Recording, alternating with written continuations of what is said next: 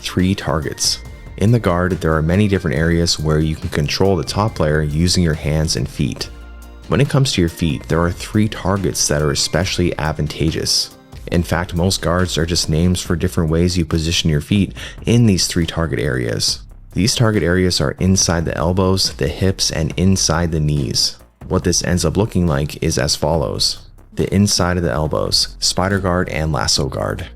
With lasso guard, you use the instep of your foot in the inside of their elbow.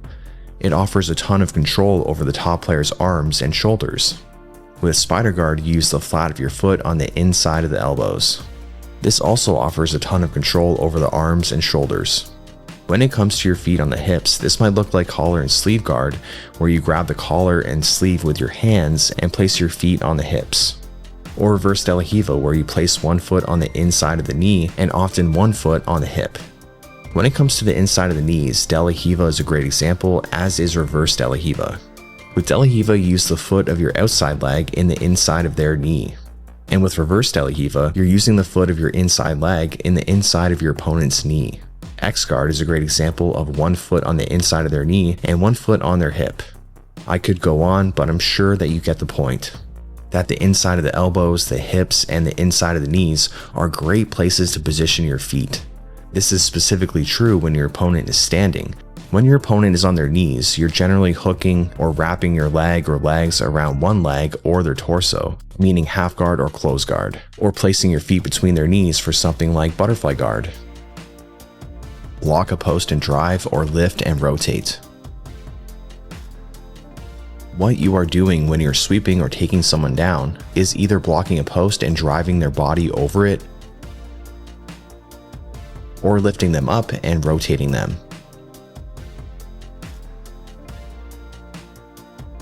It's really that simple. It's not always easy, but conceptually it is that simple. Block and drive, or lift and rotate. Combinations of both are possible too, but when you frame it like this, the objective becomes a lot more clear.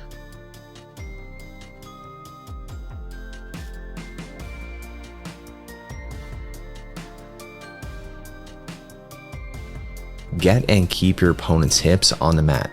One of the major goals in grappling is to get your opponent's hips to the mat and keep them there, as well as keep your hips off the mat. Of course, in your guard, you do have your hips on the mat, but one of the major goals from guard is to sweep, which is to get your hips off the mat. For sweeps, takedowns, wrestle-ups, and most submissions and dominant positions, you're looking to get and keep your opponent's hips on the mat, which is why you need to prioritize doing that. Here's a great example of one of my rolling partners prioritizing keeping his hips off the mat. He would constantly pop his hips up and off the mat every time I briefly get his hips to the mat. I couldn't fully finish many of my attacks because he did such a good job at this, which motivated me to be more proactive and get the job done. You don't want to do work for nothing. You don't want to almost sweep or almost pass or almost take your opponent down just for them to get their hips off the mat. So prioritize getting and keeping your opponent's hips on the mat, as well as getting your hips off the mat as an effective way to defend.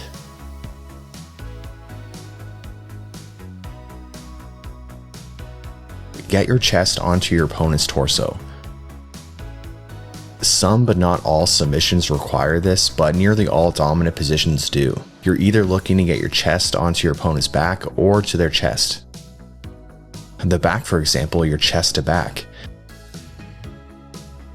And mount, side control, north-south, for example, your chest to chest. And often the sooner that you get chest to torso, the better. Many takedowns, for example, you get chest to chest or chest to back. And many passes, for example, like half guard or body lock passing, you get chest to chest. Passing chest to chest is a very smashing and controlling way to pass, and usually offers less risk of scramble starting compared to outside passing where you're not chest to chest. So keep that in mind, that one of the main goals in grappling is to either get chest to chest or chest to back. Connect to the upper body or the lower body, takedowns. To grapple, you need to be connected to your opponent. You can't actually grapple if you're not even touching your opponent. Maybe there's exception if you're a Jedi and you're using the Force, but for us mere mortals, you need to make meaningful connections to the upper body or lower body, or a combination of both. Of course, a human only has an upper and lower body, but thinking of connecting to either one makes the objectives in grappling feel a lot more simple and easier to understand. For example, takedowns. You can connect to the lower body by grabbing one leg or two legs. Grabbing one leg is a single leg and grabbing two legs is a double leg. You can also connect to the upper body using grips such as underhooks, body locks, overhooks, and you can even grab the jacket, etc. Once you've either connected to the upper body or lower body or a combination of both, now you're just looking to get your opponent's legs off the mat. You're looking to get their hips on the mat.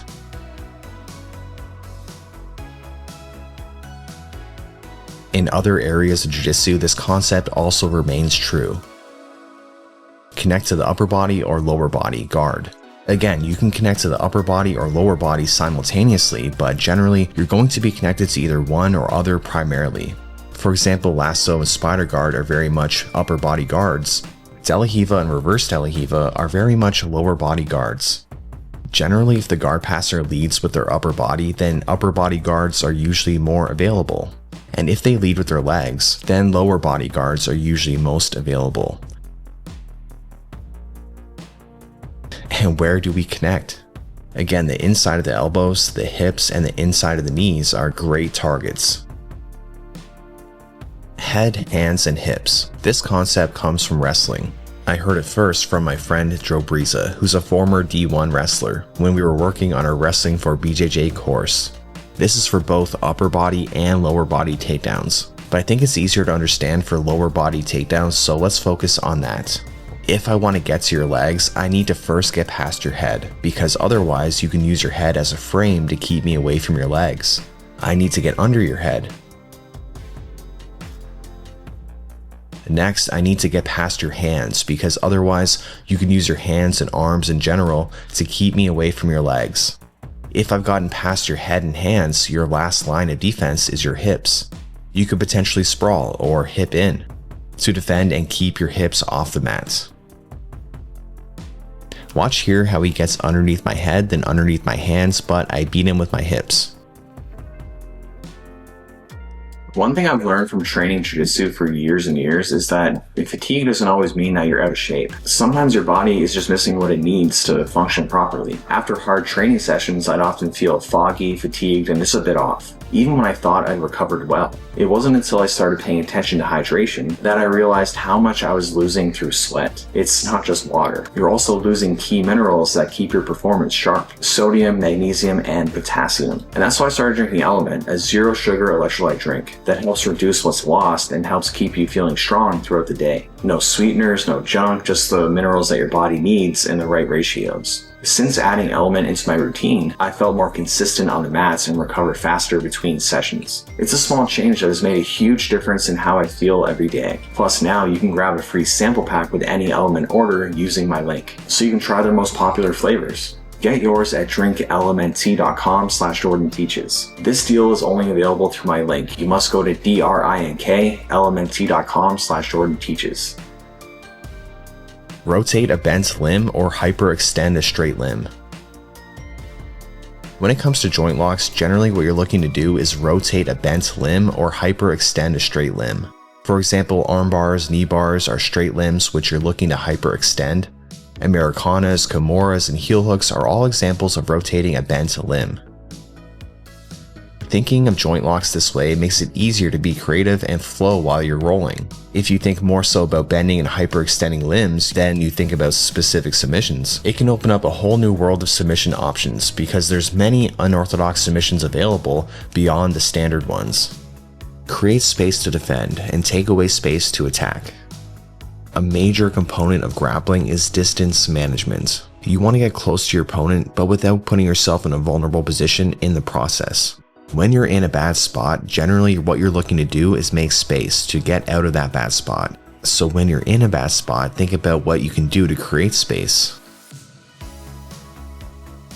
And when you're attacking, think about what you can do to take away space and maintain the space you've taken away.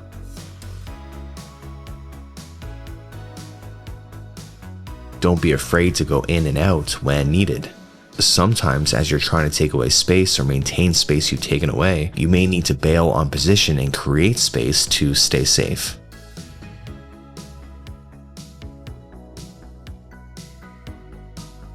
Make their hips and shoulders point opposite directions. Getting your opponent's hips and shoulders to point opposite directions puts them in a weakened state. It puts their spine out of alignment and makes it nearly impossible to utilize any core strength. This can be seen in many passes like dope mounts or submissions like the twister.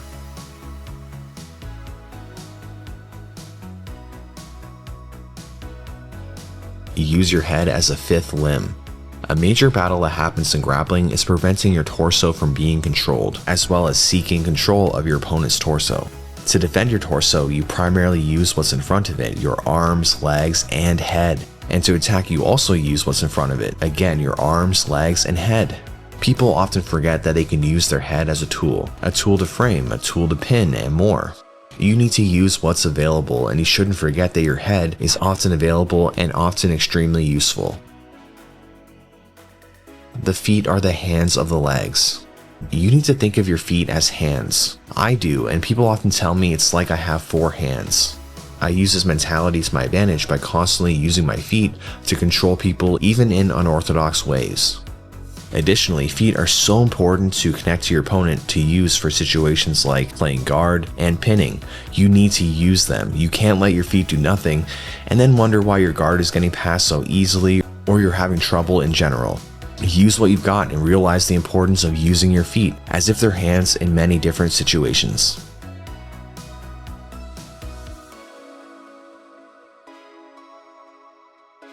Stay out of your opponent's lap.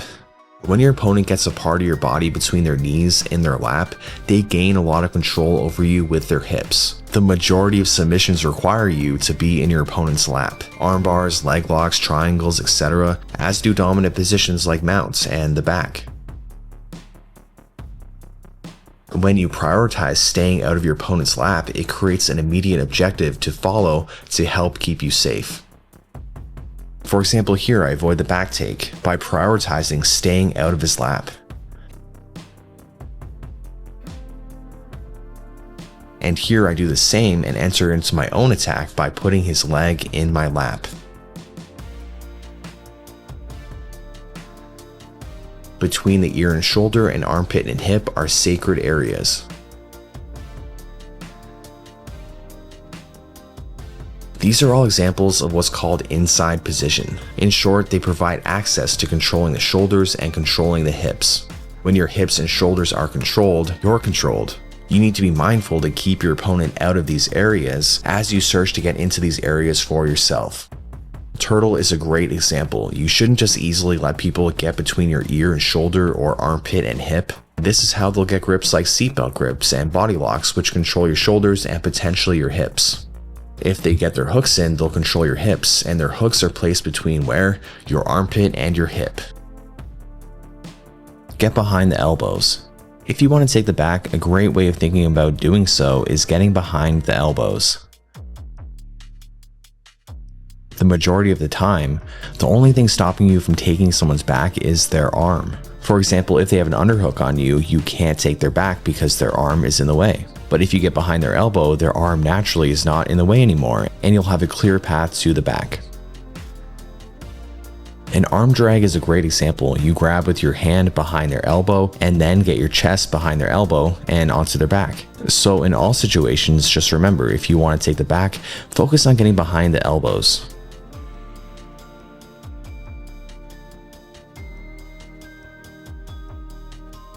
Stay in front of the knees. When you've passed the guard, you're in front of the knees. Whether it be in side control, mount, north, south, etc., from these dominant positions, one of the bottom player's major goals to improve their position is to get their leg or legs back in front of you so they can re-guard. When you prioritize staying in front of the knees, you can more easily respond to their attempts at re-guarding. You can move. You can put things in the way to block their knee from getting back in front of you. This is what I'm always prioritizing when I'm in a dominant position, staying in front of the knees. And getting things in front of the knee while passing can help you pass just in general, using your knee in front of their knee, your hand in front of their knee, your shin, etc.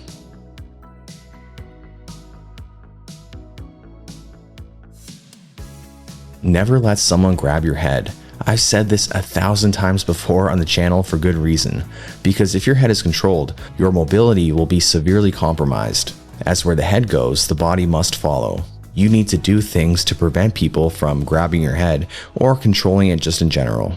This idea was really ingrained into me by rolling so much with my friend Alex. He's extremely strong. He's a certified beast. Anytime he grabbed my head, things would start going downhill. I realized that, and then I made it a priority to never let him or anyone grab my head.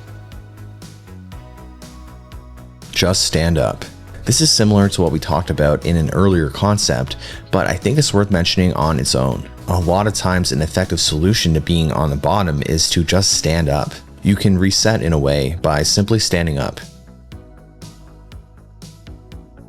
Keep your friends close and your elbows even closer. Well, the friend part had nothing to do with anything really, but keeping your elbows close is an important thing to do because when your opponent gets inside the elbow, they gain control over your shoulder. The open elbow allows you to take underhooks. It allows you to take kimuras. It allows you to take lasso grips, hit triangles, and more. So keep your elbows close and search for open elbows for yourself.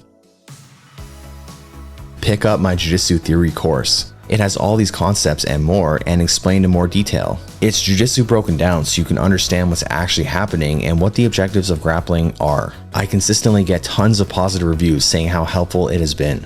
Alright, that's it for the video, and this has been a lot of work.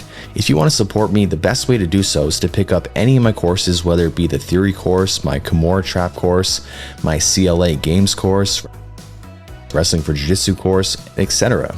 I'm also working on a beginner course which should be out by the end of November.